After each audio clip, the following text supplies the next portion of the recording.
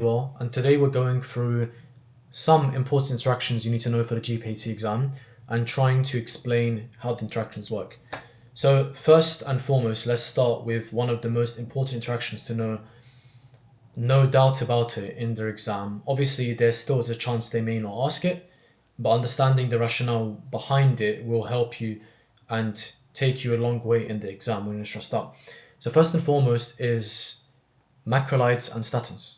So macrolides, or some examples of macrolides, are erythromycin, clarithromycin, anything really that ends with mycin, and these also prolong the QT interval, right? So this is very, very important to understand. So macrolides are CYP inhibitors, and statins, obviously, because they are processed, they metabolize by CYP3A4. Because we have inhibited the CYP system or the pathway, you've essentially lead to a greater amount of statins in the blood.